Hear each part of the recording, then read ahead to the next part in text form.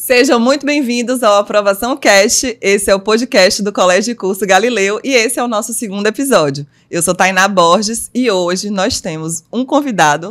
Eu me sinto honrada mais uma vez, porque mais uma vez eu vou entrevistar uma pessoa que foi meu professor, né? Hoje, o apelido dele, por ele tem vários, viu, gente? Mas o apelido dele é meu malvado favorito. Quem foi aluno dele ou quem é vai saber quem é. Professor Vinícius, professor de matemática. Seja muito bem-vindo. Eu que agradeço. Na verdade, para mim é uma satisfação maravilhosa estar aqui, porque fazer parte, né, da história do colégio e ter sido convidado para mim é uma honra e um prazer tê-la você aqui como profissional a me entrevistar. Que massa! Para a gente começar, Vini, assim, quebrando o gelo, né? Eu queria saber como é que começou a sua trajetória com a matemática, a sua paixão pela matemática. Então, né, minha paixão pela matemática, vou assim dizer, eu venho de rede pública, curso técnico em administração. Então, ao ingressar no cursinho, eu sinceramente não tinha noção do que era matemática, do que era física, não tinha base de nada. Mas aí, em um ano de cursinho, aí eu percebi que dava, sabe, matemática, física e química parecia fluir na minha mente. E eu era muito bom em química, aliás, minha melhor prova quando eu passei para o vestibular de matemática. Acabei esquecendo muita coisa, falta de prática. E aí veio a ideia de fazer exatas. No primeiro momento eu procurei ver se eu ia fazer matemática ou física, pensei em fazer física, depois falei, não, vai matemática. E meio que foi assim por perceber a afinidade, né? Dentro da universidade foi que eu encontrei, de fato, a minha paixão pela matemática. E assim, nesse contexto, qual foi o momento ali que você percebeu, bom, eu nasci para a sala de aula, vou escolher ser professor, vou ser professor de matemática? Então, eu não escolhi isso, né? Algumas pessoas falam, não, eu sempre quis. Comigo aconteceu por acaso, porque eu entrei na faculdade, como eu falei, porque eu julgava que tinha afinidade, dava para desenrolar aquilo ali. E aí, o ano era direto do túnel do tempo, né? 1998. No final de 1998, que o curso que eu entrei era ciências, teve um desmembramento das ciências. E aí surgiu, de fato, o curso de matemática. Nessa aí, a gente que entrou em 98 foi obrigado a escolher entre a licenciatura e o bacharelado. E euzinho, aí completando os meus 18 anos, eu não tinha noção do que era licenciatura bacharelado. E aí eu vi que a maioria estava indo para o lado da licenciatura, todo mundo querendo fazer licenciatura. Eu falei, bom, então eu vou com a maioria. Quando foram apresentar para a gente a ideia do projeto, o desmembramento das ciências, o curso de matemática, falei, caraca, então eu vou ser professor de matemática. Então que assim seja, né? Que assim seja. E é uma coisa que eu falo em sala, até hoje eu comento isso, né? Pode parecer até prepotente, arrogante. Quando eu percebi que eu cairia na sala de aula, eu falei, bom, então tá bom, eu vou ser professor de matemática, né? Mas já falei isso algumas vezes, mas eu não vou ser um professor de matemática. Eu vou estudar e vou me preparar para ser o professor de matemática. E assim eu penso que eu tento desenvolver o trabalho, né? Se cai bem para todos os alunos, eu vou dizer que não, né? Porque a gente não vai agradar a todo mundo sempre, mas eu me sinto empenhado para ser o professor de matemática. Para mim foi o professor de matemática, porque é inesquecível, claro, né? Que maravilha. E assim, o que para você, nessa sua trajetória como professor, qual é o maior ou os maiores, né, desafios mesmo da profissão de professor hoje? Bom, eu acho que hoje o maior desafio que a gente tem, eu vou acreditar que a maioria dos colegas vai concordar com isso, é a disputa que a gente tem com a tecnologia. A tecnologia, ela chegou de um ponto de vista positivo para a gente, isso é inevitável, é uma coisa que não tem como voltar atrás, né? O fato da gente estar aqui fazendo um podcast, gravando isso aqui. Só que aí a tecnologia também trouxe para os jovens, para as crianças, um lado ruim, que as crianças acabam sendo consumidas por vídeos curtos, aquela dopamina rápida. Então, para você pegar um jovem hoje que está muito vidrado em jogos ou vídeos de 30 segundos, 1 minuto, e você fazê-lo focar naquilo que você está explicando ali, que às vezes, vamos considerar uma aula normal, 2 aulas de 50 minutos, 100 minutos, não que você vai ficar prendendo o aluno por 100 minutos, eu acho que uma das maiores dificuldades que a gente tem é uma das nossas maiores parceiras, que é a tecnologia hoje. Eu acho que isso impacta e muito no nível de concentração dos alunos. Demais. Falando em tecnologia, né? Essa questão da pandemia, como é que você conseguiu se adaptar durante o período ali da pandemia? Trazer a matemática, juntar a tecnologia, porque a gente sabe que realmente os meninos tem um momento ali que eles ficam dispersos, né? Por conta dos jogos, da dopamina ali o tempo inteiro, TikTok, Instagram, videozinhos. Mas assim, na pandemia, como é que você se comportou e como é que você conseguiu furar aí essa barreira? Bom, vamos lá, né? Eu vou na contramão de algumas demandas, né? Na pandemia, primeiro eu corri atrás muito, né? Meu amigo Roberto sabe muito bem disso. Muitas dicas e vídeo, e assistindo o que fazer com áudio, com vídeo. E eu levei, eu acho que coisa de 3 meses e meio, uma injeção de energia e de dinheiro, que eu vou dizer assim, que eu gastei, que não tinha necessidade, era falta de saber o que fazer, para encontrar, na medida do possível, o vídeo, eu vou falar assim, né? Pelas circunstâncias, e o áudio perfeito. Levou 3 meses e meio, e vou dizer que eu consegui me virar bem. Depois desse período, eu consegui ver uma iluminação que não refletisse no quadro. Até hoje eu tenho um printzinho do meu colega Roberto me ajudando. Bote um lençol assim, fez um desenho no estilo dele para evitar o eco. Isso para mim foi muito bom. E assim, eu aprendi muito para você lidar com o áudio. Eu aprendi que muito mais do que o vídeo. Tô falando, fala aí, galera. Um abraço aqui, dá licença, né? Já que a pedidos, eu venho aqui com a blusa do Vasco. Você é maravilhosa, você tem que ser atendida, né? É isso que eu esqueci de falar, um adendo aqui, que ele veio de Vasco por conta de Jaqueline, viu? Um beijo, Jaqueline. Pois é. Beijo. Então, assim, durante a pandemia, eu percebi, nada contra o vídeo, que essas gravações aqui, na minha percepção do pouco que eu aprendi, o áudio, ele tem um tanto quanto de relevância na minha percepção. Até superior ao vídeo, que um vídeo bem editado, bem cortado, é óbvio, fica bom. Mas se você fizer um vídeo bem editado, bem cortado, com um áudio ruim, é muito provável que as pessoas vão desistir de ver o vídeo ali, porque o áudio meio que irrita, né? Então, assim, eu diria que eu me virei bem. Assim, num primeiro momento, eu tentei manter a minha aula tradicional. Então, foi um foco em buscar uma iluminação boa. Uma iluminação boa, um vídeo bom e um áudio bom para eu poder dar aula no quadro. Montei minha estrutura para poder dar aula no quadro e continuei com a aula tradicional. Era uma possibilidade de migrar para o digital e assim eu fiz uma parte das aulas, mas basicamente eu fiquei com o quadro mesmo, porque eu tenho algumas demandas que eu vou na contramão, como eu inicialmente falei, né? Tipo, gamificação das aulas. Eu tenho certas ressalvas sobre isso, porque assim, poxa, o meu filho, vou falar pelo meu filho, os meus alunos, basicamente, eles passam o dia vendo vídeo e jogando. Então eu vou para a sala para animar o aluno, eu vou levar mais jogo, porque eu sou de uma velha guarda que a aprendizagem se dá com bundinha na cadeira, o cansaço, às vezes a aprendizagem ela desgasta a gente, precisa ser assim o tempo todo? Não. A gente tenta fazer algumas brincadeiras, a gente tenta contar algumas piadas, algumas histórias, mas assim, no primeiro momento da pandemia eu fui lá do jeito mais tradicional mesmo. Acho que eu me saí relativamente bem, acho. Aí só os alunos para dizerem.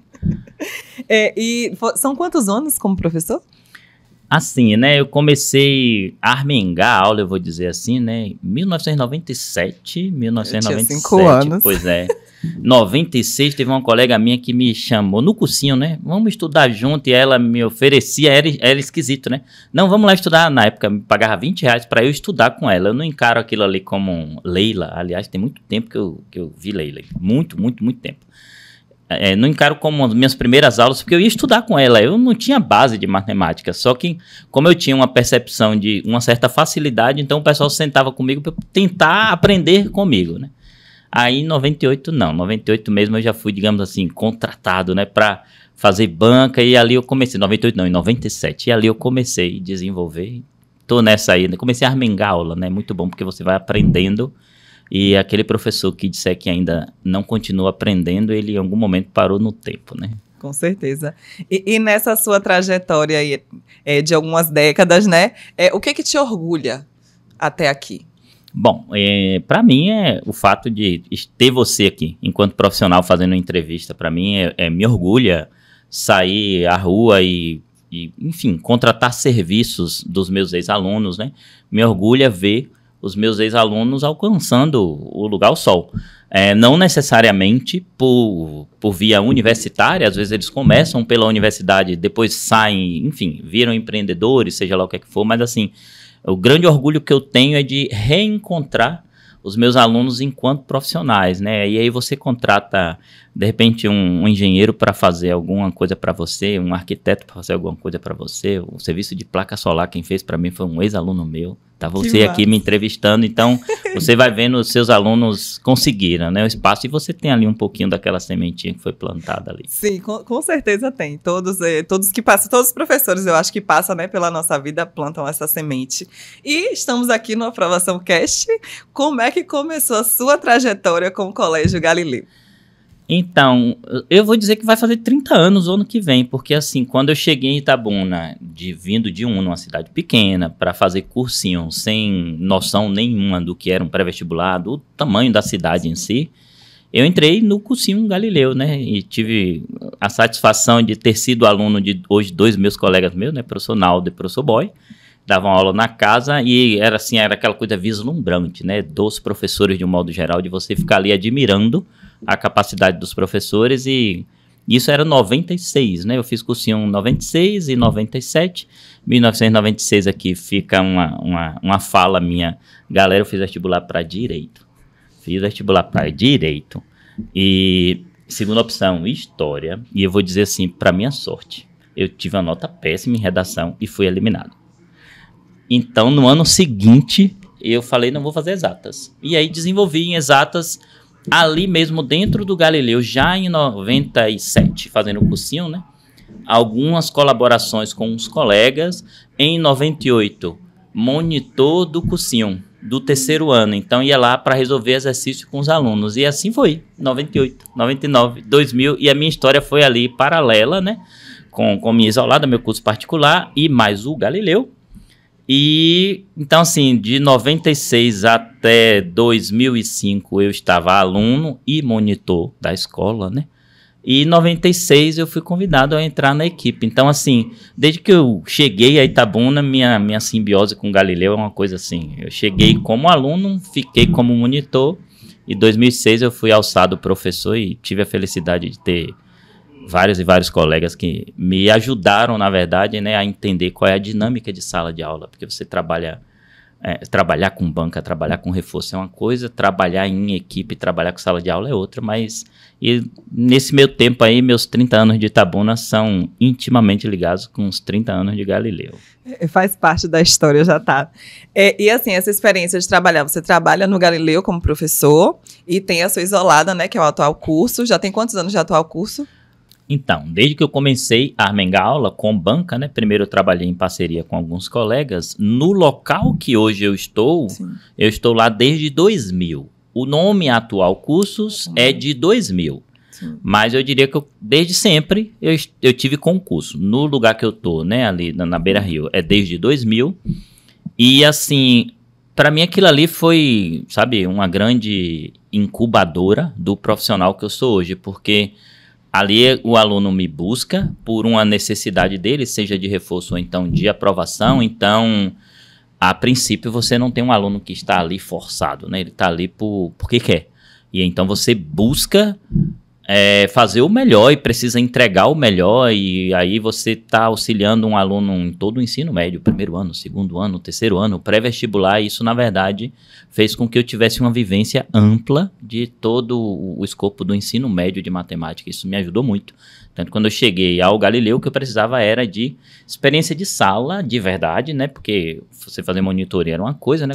Quando eu cheguei como professor, eu tive grandes professores especialistas para me ajudarem. E o curso, ele chegou, na verdade, ele foi minha primeira experiência de fato, né, com a quantidade melhor. Aliás, gente, ó, segue aí, viu, @atualcursos, ó, conheço o professor de lá, é uma coisa maravilhosa. O dono, ele é meio chatinho, mas, sabe, pode chegar lá que, enfim. Eu ia falar agora, olhe para aquela câmera e diga o @, né? Muito bem. E o que é que muda entre uma turma regular e uma turma isolada de matemática? Bom, se você for parar para analisar aquele aluno que está ali dedicado ao estudo mesmo, digamos assim, aquele aluno relativamente mais simples de lidar, aquele que é dedicado, pouca diferença você tem. Porque se o aluno faz a parte dele, se o aluno se esforça e tenta buscar, do lado de cá, o nosso trabalho como professor é mais um trabalho de orientação. É óbvio, né, que cada um lá tem seus meios de orientar, então você tem uma facilidade. Nesse sentido, eu digo que no caso da Isolada, eu tenho uma quantidade maior de alunos que está ali mesmo, que está buscando, que faz pelo lado dele, não que sejam todos. Quando a gente está dentro da escola, a gente lida com excepcionais alunos, aqueles alunos que, sabe, que dão orgulho de você ser professor, e o Galileu, nossa, é um celeiro de alunos fantástico. Não dá nem para a gente ficar citando nomes, porque senão, nesse meio termo, a gente esquece de um, aí a briga está formada. É um celeiro de alunos, sabe, maravilhosos. E isso, na verdade, faz com que outros alunos que não estão ali querendo entrar na onda do estudo percebam a necessidade de seguir. Não, a turma está indo aqui, então eu vou. Eu acho que o grande diferencial é a quantidade de alunos que eu tenho na Isolada que estão ali querendo mesmo supera um pouco a quantidade do aluno em sala de aula. Porque dentro da sala de aula, aquele aluno que está assistindo a aula comigo, não é que ele seja um aluno ruim. Ele não está afim de assistir a minha aula, ele não está afim de assistir a aula de matemática, não está afim de assistir a aula de física, ele não é da área de exatas, ele meio que está ali por obrigação, e eu vou dizer assim, tudo bem. Tudo bem, por mais que a gente se esforce, o aluno não tem que necessariamente estar gostando da nossa disciplina. Já na Isolada, não. Quem procura ou tem muita dificuldade quer sanar, ou então vai ali porque tem prazer pela disciplina, né? Acho que a diferença seria essa. Tem algum conselho para dar quem está querendo, quem está precisando fazer Isolada, mas tem trauma ali de matemática? Fala, não vou, mas eu preciso. Então, sobre trauma, eu até comento sobre isso em sala, é assim, quando a gente tem dificuldade de matemática, eu vou tirar aí casos patológicos mesmo, né? Que possam ser analisados por profissionais de fato, com dificuldade para aprendizagem. Eu vou tirar esses casos patológicos. Geralmente eu vou dizer assim que um trauma, uma dificuldade que o aluno tenha com a disciplina, pode ter sido construído com o período dele inicial, com algum colega, pode ter sido com algum professor, e aí eu me incluo no meio aí também, né? Pode ter sido com algum coordenador, ou, enfim, pode ter sido algum estopim foi gerado ali, e dali o aluno criou um bloqueio, digamos assim. E uma coisa que eu falo é o seguinte, né? Verdades que precisam ser ditas. Se por acaso algum professor criou esse problema, se alguma escola criou esse problema, se algum colega criou esse problema de medo com a disciplina matemática, nem esse professor, nem essa escola, nem esse colega vai voltar para consertar. Isso passa a ser um problema do próprio aluno, isso é um problema nosso. Eventualmente vai precisar de algum tipo de auxílio, digamos, psicológico às vezes, né? Mas assim, é não ter medo, é encarar os medos. Eu sei que falar assim é mais fácil do que na ação, é encarar os medos. E algumas pessoas precisam entender que encarar esses medos consiste em, às vezes, ir lá na base. Eu acho que muitos alunos confrontam isso. A dificuldade está lá na base, e aí ele está com uma certa idade, e ele, não, mas eu não admito ir lá na base. Quando eu digo base, é lá no 4º ano do fundamental, é lá no 5º, ele não quer admitir, digamos, ir lá na base para poder crescer com velocidade.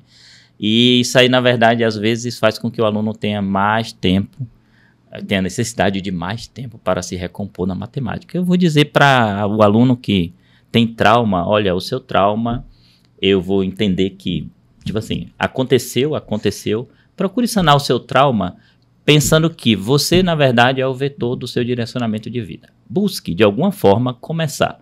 Se você não começar a simplesmente confrontar e esperar a coisa acontecer, ela não vai acontecer. Comece. Tá vendo? Frase motivacional, vai. Existe uma fórmula para aprovação ou cada aluno tem seu próprio X para descobrir? Tem uma fórmula ali, a gente pode seguir aquilo ali e todo mundo passa, ou não? Cada um tem seu jeito e vida que segue. Eu vou dizer que cada um tem o seu jeito. Porém, existe uma coisa que é comum, né? Eu acho que a dedicação ao estudo. Eu vou acreditar que uma rotina mínima daquilo que você precisa estudar. Tem gente que precisa de mais rigor, tem gente que precisa de mais tempo e tem gente que precisa de muito mais tempo. Eu acho que uma organização na rotina e a constância, isso aí é um ponto de interseção para quem quer ser aprovado. Se você quer um curso com grande concorrência em nível ou em número, você vai ter que se esforçar um pouco mais. Isso aí é um fato. Não creio que haja uma fórmula que sirva para todos, não acredito nisso. Porém, nas fórmulas de cada pessoa, né, em cada uma de suas fórmulas individuais, tem um ponto de interseção que é a dedicação e uma rotina mínima de organização para o que você precisa estudar.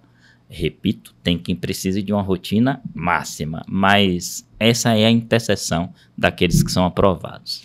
Assim, de todas as provas que você aplicou durante todos esses anos, né? Tem alguma reação de algum aluno quando recebeu a prova ou quando foi fazer a prova que marcou, assim, você de lembrar uma reação engraçada, desesperada? Especificamente de lembrar a reação engraçada, desesperada, não. Para mim, tem algumas provas que são marcantes na ideia da vitória do aluno ali, de vibrar e tal. Eu tenho uma situação pontual de uma das melhores alunas que eu tive dentro do Galileu, né, Rafaela Alcântara, que ela deixou de tirar um 10 numa prova de conjuntos, e eu me recordo dela falando isso comigo, mas também nunca mais esqueceu, né? Que a resposta da questão era um conjunto vazio, e aí ela botou o símbolo do vazio e botou entre chaves, né? E o vazio, ou você representa uma chave com nada dentro, ou então você representa a bolinha cortada. Ela botou a bolinha cortada e a chave, então ela perdeu décimos ali, e aí ela veio comentar. Isso me marcou, porque foi uma das melhores alunas que a gente teve dentro da escola. Mas eu acho que a coisa mais marcante que eu tenho, uma história que eu tenho do Galileu, e Poliana participou disso, né? Foi uma situação, e é curioso que depois você reencontra os alunos, e aí você dá risada da situação. Foi um e-mail que a gente recebeu. O CPD recebeu um e-mail em nome de professor Vinícius Fertório, com F. Olha só, por favor, eu mandei o gabarito, eu acho que eu mandei um gabarito errado, da prova errada, então eu gostaria que vocês me reenviassem o gabarito aí para eu ver se tem esse erro. Mas foi um e-mail tão, digamos assim, inocente, deveria ter pedido a prova, né, para ver se tinha erro na prova, mas pediu o gabarito. E aí Poliana entrou em contato comigo. Meu Deus. Poli, você lembra dessa história, Poli? Lembra dessa história? Poliana entrou em contato comigo, Vinícius passou isso, bora armar, bora. Aí a gente fez um gabarito com todas as respostas erradas, exceto a 18. Até hoje eu lembro. A 18 tava com o gabarito certo. E a gente mandou um e-mail de volta. O CPD mandou um e-mail de volta. E aí, na hora da prova, o pessoal ficou ali de olho nas câmeras e aí desconfiou de 3 pessoas. E aí foi na prova dessas 3 pessoas e tinha uma pessoa especificamente que o gabarito foi... Sabe, igualzinho ao gabarito que a gente enviou errado, ou seja, a pessoa tirou meio na prova, né? Tinha todas as alternativas, das 19 questões, das 20 questões tinha 19 erradas e uma certa. E o outro sabia, aliás, um excelente aluno, eu não entendi porquê, entendeu? Ele sabia desenvolver algumas coisas, ele acreditava no taco dele, isso foi massa, entendeu? Mas ele deixava uma marquinha, um pontinho ali do lado do gabarito que a gente passou, ou seja, ele teve acesso ao gabarito, ele fazia a questão, marcava o gabarito dele, mas deixava um rastro de que ele viu o gabarito. Aí depois a gente pegou esses 3 alunos e aí as provas foram anuladas e tal. Eu encontrei com um deles, inclusive, depois foi aprovado sabe? Foi aprovado, sendo aluno da rede privada, ele foi aprovado num dos vestibulares mais difíceis da Bahia, eu vou dizer assim, que é a UNEB, que é a quantidade em medicina. Sim. Se formou, entendeu? Eu não consegui entender. O outro se formou em dentista. Aí um belo dia eu encontrei os dois numa formatura de uma terceira pessoa. E a gente se acabou de rir com a situação, né? O legal é isso, que eles entenderam lá o erro deles e tal. E lógico, na posição de professor, cada profissional, a gente pegou e chamou atenção. Enfim, eu tenho... Essa prova pra mim marcou. Gente, eu tô chocada. Eu estou chocada com a capacidade. Eles eram de que ano? Eles faziam o primeiro ano. Faziam o primeiro ano. Gente, eu estou... Meu Deus, não aprendam isso, viu? Não, e a vida seguiu. A vida seguiu. Eles foram os meus alunos depois... não foram meus alunos no segundo ano, depois foram os meus alunos no terceiro ano. Passaram no vestibular no terceiro ano, entendeu? Assim... Coisa mesmo da molecada, do adolescente, entendeu? Pra mim isso ficou marcado, na história. Não, como não ficar? Eu tô chocada até agora. Se não fosse professor, o que você seria? Então, né, eu até comento isso com os alunos em sala, ó, quando eu terminar a minha trajetória como professor, porque eu não prefiro virar, não pretendo ficar dentro da sala, sabe? Sim. Quando eu disser deu, e aí obviamente que eu puder me aposentar, é lógico, né? Eu vou parar. Quando eu parar, eu tenho como diversão, entre aspas, né? Curiosidade, fazer curso ou de engenharia elétrica ou de engenharia mecânica, mas pela curiosidade mesmo. Mas tranquilamente eu seria um mecânico de carro. Eu sou fascinado pela mecânica. Ou um eletricista. Sério? Sério. Minha esposa, Lívia, beijo pra você. Beijo, Lívia. Ela bem sabe disso. Que lá dentro de casa, Mentira. sabe, é você pegar a bitola do fio, qual é a bitola do fio, qual é o comprimento. Então você tem todos uns parâmetros. A parte elétrica lá em casa, quem faz sou eu. E faço, sabe, sem medo de errar. Atual elétrica. Então, né, quem sabe, né, eu eletricista aí, né, fazendo um bico aí. Aliás, quem quiser me contratar, tamo aí, né. Sou do tipo que futuca tudo, os meus ar-condicionados, eu não pago ninguém para limpar, porque o pessoal não limpa direito. Eu tiro o ar-condicionado, eu desmonto, eu tiro a turbina e boto no água sanitária. Então, assim, né, eu acho que um mecânico. Gente, eu seria que surpresa. Um mecânico, mexia ali no motor, eu sou fascinado pela mecânica, né? Ou mexeria com alguma coisa elétrica. Não necessariamente da engenharia, mas mexer mesmo, sujar a mão e tal. Sim. Normalmente a galera de exatas, né? Não, se eu não fosse professor, eu seria engenheiro e tal. Mas essa me Não, a engenharia é mais pela curiosidade. Sim. Pela curiosidade. Mas eu trabalharia, assim, antes de ser professor, né? Na minha adolescência, né? Vou falar assim, adolescência mesmo, né? Comecei a trabalhar. Eu trabalhei numa gráfica, numa tipografia, e o meu trabalho era manual. Eu era o tipógrafo, eu era o tipógrafo mesmo, fazia as chapas ali, era uma coisa bem manual. E, aliás, eu acho a arte da tipografia fascinante. Embora hoje, digamos assim, sumiu, né? Com todo o advento da tecnologia dos computadores. E eu faria um trabalho manual tranquilamente. Adorei a história, adorei. A gente tá falando, eu tava comentando aqui com ele nos bastidores, né, que ontem eu precisei fazer um cálculo. E meus professores de matemática sentiriam orgulho, porque escala, um negócio assim, horrível. Enfim, eu consegui fazer esse cálculo. Gente, eu juro pra você que eu tive que tomar uma dipirona depois que minha cabeça doeu. Eu fiz uma folha de cálculo, mas deu certo, eu consegui fazer lá minha arte. Mas falando nela, assim, na temida matemática, eu passei por isso ontem, e por isso veio a questão da pergunta, né? Porque, assim, normalmente, quando os alunos estão na sala de aula, pra que eu vou estudar isso? Eu nunca vou utilizar isso na minha vida, eu não vou usar. Assim, quais são as situações usuais que as pessoas vão, sim, você vai utilizar. A matemática tá em tudo, você vai precisar da matemática em algum momento. Bom, primeiramente, antes de falar da utilização da matemática que tá em tudo, cabe um comentário que eu viro e mexe fala em sala. Antigamente, as perguntas dos vestibulares, elas eram mais secas. Sim. E aí você bote aí 20 anos passados, 2005, 2006, pegar os vestibulares da Bahia, você vai ver umas perguntas um tanto quanto mais objetivas. E aí essas perguntas objetivas sempre geravam as perguntas dos alunos. Para que eu quero saber isso? Qual o resto da divisão do polinômio tal pelo polinômio tal? Se f de x é coisa e tal, com a inversa da função. Então, as perguntas eram bem secas.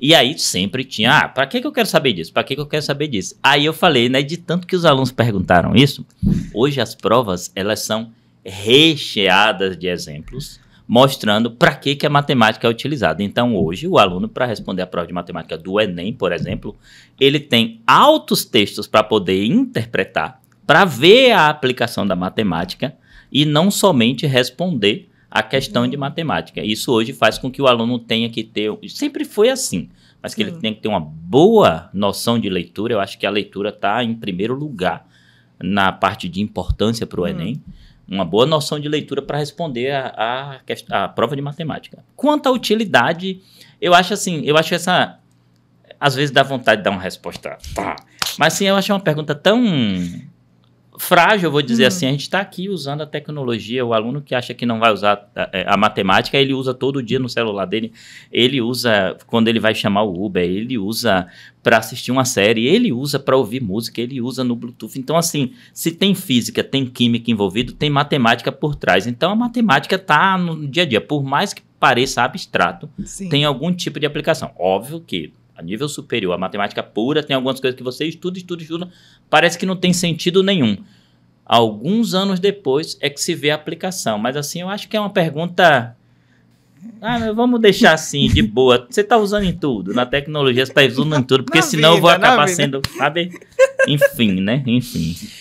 Tem algum mito que ronda, assim, sobre o professor Vinícius que você gostaria hoje de desmentir? Alguma coisa assim que os alunos pensam de você, que você acha que não é isso? Então, eu acho que, como você foi minha aluna e todo mundo que passou por mim, eu sou muito de dar conselhos. Sim. E, aliás, isso é uma das coisas que me orgulha na minha profissão, né?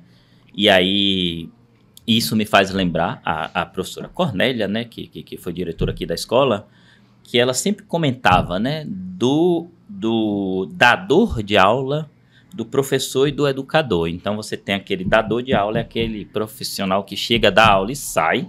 Não necessariamente ele está ali inserido em todo o contexto do planejamento da escola, né? Tem o professor que, além de ele dar a aula dele, ele participa de todo o esquema da escola, e tem um educador que sai da disciplina dele para inserir outras coisas. Então, acho que o maior orgulho que eu tenho hoje como um profissional da educação é esse papel de educador. E para fazer esse papel de educador, se for necessário disciplinar e dar bronca, e dar bronca, e dar bronca, eu vou fazer. Eu vou fazer, embora isso afete alguns alunos, e alguns alunos ficam chateados comigo e tal. Mas aí passa anos, aí depois você realmente tinha razão, na maior parte das vezes é assim mesmo, né? E eu acho que o mito é pensar que Vinícius, a pessoa Vinícius, é aquela coisa rígida e fibrosa que eles veem no professor Vinícius. Que é uma coisa que hoje eu preservo muito a minha coisa privada. Quem tem um pouco mais de contato comigo conhece um pouco da minha vida privada. Mas assim, eu dentro de casa, aí precisaria de minha bonequinha aqui, né? Para ela falar sobre quem é Vinícius, né? Que convive mais comigo para isso aí. Eu acho que o mito é o aluno pensar que o ser Vinícius dentro da sala de aula, que tá ali dando bronca, coisa e tal, aquela pessoa é rude, é bruta. Não, eu tenho um coração mole de, às vezes, eu tô indo dar aula em Itajuípe, tô ouvindo um podcast, dentro do carro sozinho, eu começo a chorar, entendeu? Você tá vendo algum filme e começa a chorar, então existe um tanto de empatia, e talvez alguns alunos tomem como mito, não, aquilo ali é um homem de pedra. E não, semana passada mesmo passei por uma experiência de perder um dos meus felinos, que foi muito chororô, de olho inchado e coisa e tal. Então você também, eu sou amiga, gente, eu sou muito amiga da cunhada dele, tá? Eu sei que ela também tem os gatos. E você perdeu um gatinho. Foi muito triste, né? Ele já era um gatinho, digamos assim, idoso, né? 11 anos, mas era o mais novo dos 3 que a gente tinha dentro de casa. E então isso toca muito a gente, né? Toca muita gente. Então tem um lado sentimental do professor Vinícius, que são poucas as pessoas que têm acesso. Não que eu bloqueie isso para não mostrar. É por conta da privacidade mesmo da pessoa Vinícius que eu evito não misturar com o professor Vinícius. Entendi. Eu tenho uma história com você, não sei se você vai lembrar, acho que não, mas quando eu fiz o vestibular, acho que foi em 2009 para 2010, estava no 3º ano, e eram 3 dias, né, de prova da UESC. No meu segundo dia, eu tinha, gente, aqui, era todo de furo, cheio de brincos. E aí, no segundo dia de prova, acho que era prova de matemática, eu tava amanheci com a dor de ouvido, horrorosa, uma dor de ouvido, ou não era prova de matemática, acho que era no outro dia. Revisão de véspera para a prova de matemática. A prova de matemática. E aí minha mãe falou, não vá fazer a prova, já que você tá com essa... Eu falei, minha mãe, eu estudei o ano inteiro, como é que eu não vou, né, fazer o segundo dia de prova? E aí, no meio da prova, quando eu fiz assim, o brinco caiu dentro do dentro do ouvido, caiu durante a prova. Aí eu comentei com você, foi uma das maiores broncas que eu levei na vida, você falando, você é maluca, você poderia ter furado o seu tímpano, você ia ficar surda. Eu não esqueço, é uma coisa que eu não esqueço. Experiência, eu furei meu tímpano. A bronca deve ter sido por isso. Eu passei por 2 cirurgias de reconstituição de tímpano. Uma foi em 2006, já que sua coisa foi em 2009, eu estava falando por experiência. Depois eu precisei passar por outra, entendeu? Tá vendo, gente? E por experiência. Eu uma foi em 93, aí não deu certo, e a outra foi em 2006. Então a bronca que eu dei em você, Tinha um motivo de ser. Até hoje eu não uso nem segundo furo, eu só uso o primeiro e não durmo de brinco de trauma que eu fiquei, juro. Mas graças a Deus que eu fiz a prova, porque eu passei, né? Que bom. E foi a que eu escolhi ficar.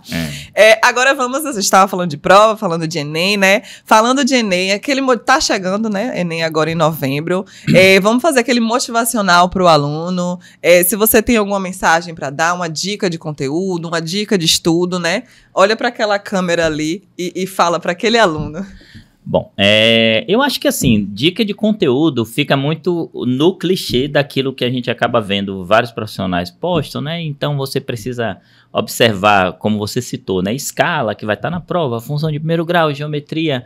Eu acho que isso aí, sem querer sair da responsabilidade de falar isso aí, eu acho que isso aí é meio clichê. Geralmente eu gosto de falar sobre ações que você precisa fazer, né? Primeiramente, o que é que você vai comer na semana do Enem, né? O que é que você vai comer na véspera do Enem, porque isso pode afetar, sim, o seu dia de prova, né?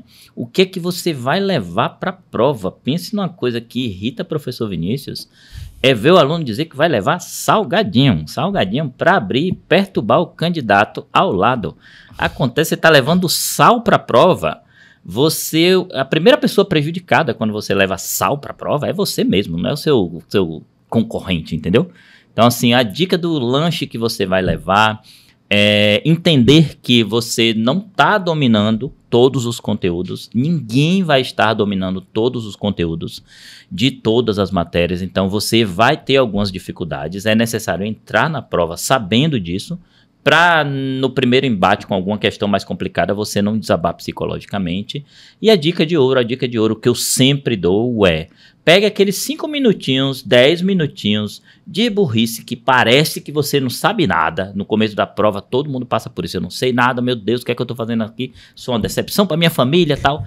Pegue esse momento que você aparentemente não sabe nada, olhe a prova toda, você tem 5 horas e meia para fazer a prova. Você pode até não conseguir fazer a prova em 5 horas e meia, vá lá.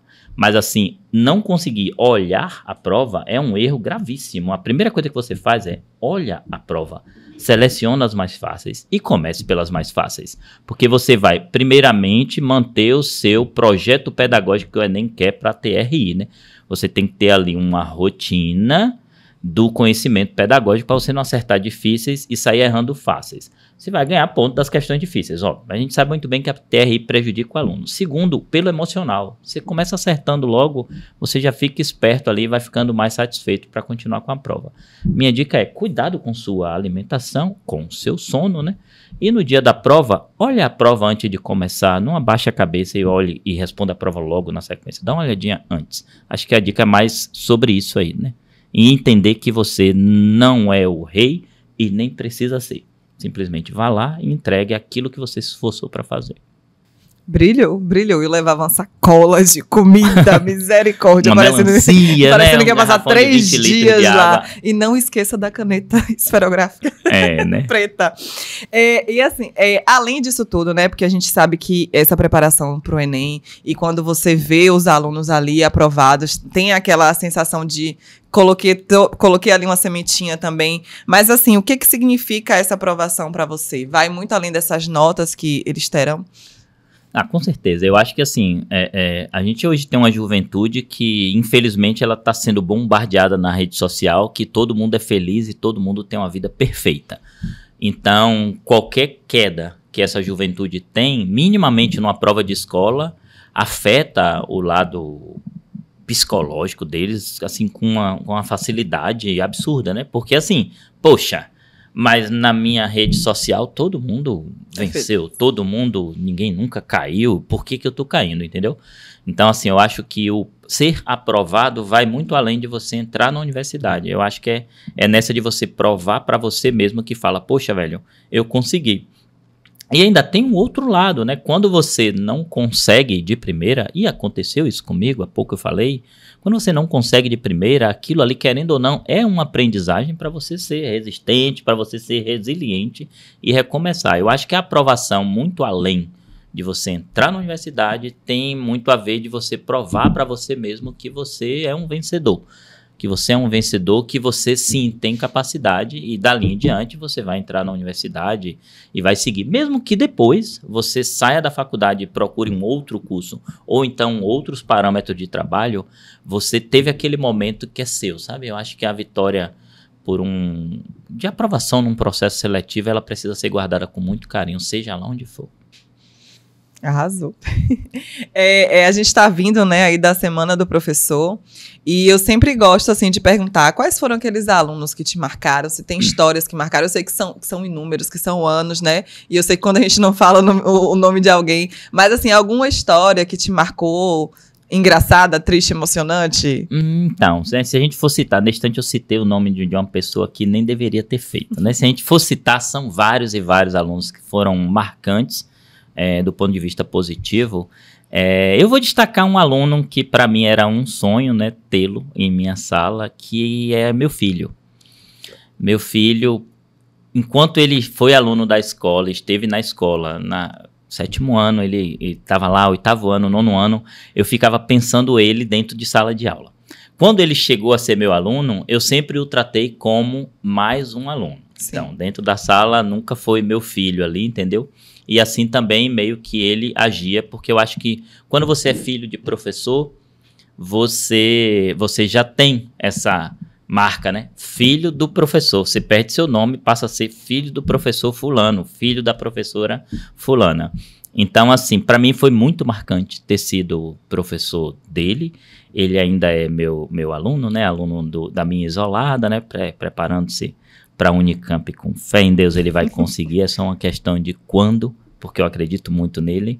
Mas para mim o emocionante foi tê-lo como aluno. Embora dentro de sala eu agisse de maneira, não vou dizer fria, mas assim, é mais um aluno, sabe? No interior do coração ter o meu filho ali assistindo aula comigo e como você há pouco falou, e eu já falei também, você está ali plantando um pouquinho da semente, sim, né, do futuro dele. Para mim isso foi extremamente marcante. Se é para citar, né, então fica aí um abraço pro meu filhão aí, Lucas. Lucas, né? Lucas Lessa. Eu conheci ele na época do desfile agora. Ele foi lá e me ajudou a tarde inteira. Eu não sabia quem era. E quando eu perguntei, falou, não, é o filho de Vinha. Eu falei, não acredito. Ele saiu de casa assim, mas você vai para quê? Não, vou lá ajudar. É algum colega específico? Não, vou lá ajudar. Eu falei, então, ele ótimo. Me ajudou a tarde inteira e eu não sabia quem era. Depois que eu perguntei, ele falou que era seu filho. Achei massa. Assim, pra fechar, antes a gente vai ter um bate-bola na estante. Mas assim, se a matemática fosse uma pessoa, o que é que você diria pra ela? Olha, você é sabe? Você é sensacional, sabe? E assim, é alguém que completa todos nós e, nossa, você é aquela pessoa maravilhosa que, com adjetivos que não dá pra falar aqui, né? Sabe? A matemática, na verdade, para mim é em termos de tudo, onde ela se aplica, né? Eu não vou dizer que ela é minha vida, porque aí eu estaria pondo a matemática para além da minha família. Não cheguei a esse ponto, mas assim, olha, enquanto pessoa eu diria matemática, olha, você venceu na vida, porque você chegou aqui ao mundo e você mostrou para que você serve, você mostrou que você é capaz, você mostrou que não só você é muito poderosa, como você ajuda muito das suas amiguinhas, né, a serem poderosas junto contigo. A matemática simplesmente é uma pessoa que venceu e venceu muito na vida. As amiguinhas é física. As amiguinhas química e física, no mínimo, né? No mínimo, mas tem muitas coleguinhas que a matemática, na verdade, ajudou a alavancar, né? E tem ajudado muito, né? Tem ajudado muito. Não só a gente fala muito de física e química, né? Mas a matemática está inserida, sei lá, na área contábil, na área da economia, a matemática está inserida, óbvio, nas engenharias da vida aí, né? A matemática está inserida na biologia, a matemática está inserida na nossa tecnologia aqui, né? O que fica por trás de tudo que a gente hoje tem de tecnologia tem algum princípio ali matemático. Então a matemática ela venceu, e se fosse uma pessoa ela venceu muito e não só venceu sozinha, ela ajudou muito dos colegas e das colegas delas a vencer junto com ela. Ele é apaixonado pela matemática, deu pra perceber, né, gente? Agora um bate-bola rápido. Não tem problema, resposta seca, tá? Maior satisfação como professor? Maior satisfação é ver o meu aluno vencer. Seja lá como for, ver o meu aluno vencer. Um aluno inesquecível? Meu filho, você tá querendo me botar em sinuca de bico, né? Meu filho pra mim é inesquecível. De verdade mesmo, não é simplesmente querendo tirar, não. Eu acho que ele é inesquecível. E quem o conhece sabe que ele tem um raciocínio que é uma coisa que às vezes eu falo.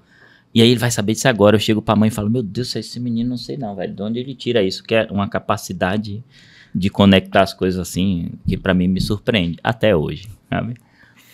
Melhor momento em sala de aula? Assim, de um ponto de vista geral, o meu melhor momento, não vou falar um momento específico, é aquele momento que você está dando aula e a sala está ali focada e a sala está participando, muito além de simplesmente estar preocupado com nota de prova ou Enem e tal, onde você vê ali um feedback que vai além de simplesmente daquele assunto que está sendo transmitido ali. Eu acho que a participação do aluno ativa, ele perceber a matemática dentro da vida dele, eu acho isso interessante. Uma mania de professor, tem? Não tenho. Talvez, quem esteja assistindo aí vai dizer que eu tenho mania disso, porque o aluno, ele é fera, né, pra ficar olhando o que a gente fica fazendo, né? É uma mão aqui, uma mão acolá, uma perna assim, uma perna acolá, o aluno sempre acha, mas eu não me reconheço com nenhuma mania. Mas com certeza, quem assistir aí, se for fazer comentário, vai citar um monte de mania. Coloque nos comentários, estamos aguardando. Matemática é? Matemática é tudo, né? Matemática está inserida em tudo, matemática é uma ferramenta que rege e que organiza o nosso universo. Matemática é matemática, eu acho que a matemática por si só é matemática, não precisa falar mais. Muito obrigada, Vini. Obrigada pela conversa. Adorei, de verdade. Foi muito bom.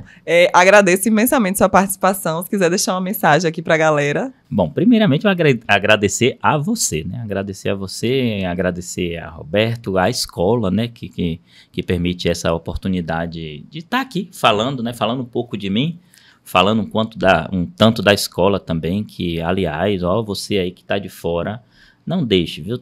A gente tem aqui os alunos excepcionais que a gente tem aqui, né?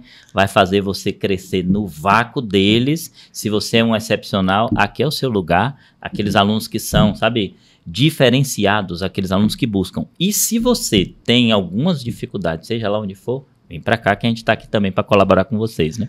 A escola está aqui para isso, nós, os profissionais também, né? Estamos aqui para isso, né? Sempre preocupados, sim, com a aprendizagem, é um foco, né? Mas também com a sua construção enquanto ser.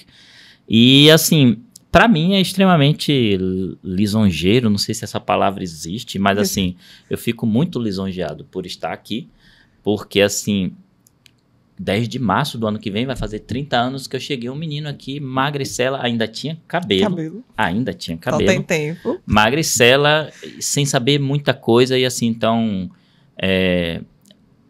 estar dentro do Galileu, desde que eu cheguei na cidade de Itabuna e conviver, vendo, sabe, vários e vários profissionais sendo formados, para mim é uma coisa fantástica, e eu agradeço demais pelo convite. E, galera, eu agradeço também a vocês por toda a paciência daqueles momentos que Vinícius sai da tamanca, né?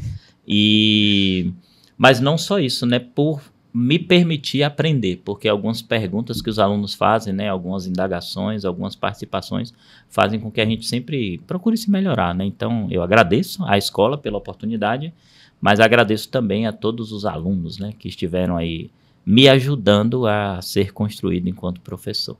Fico muito feliz, muito feliz. Muito obrigado de coração. Obrigada. É isso, gente. Esse foi o segundo episódio do Aprovação Cast.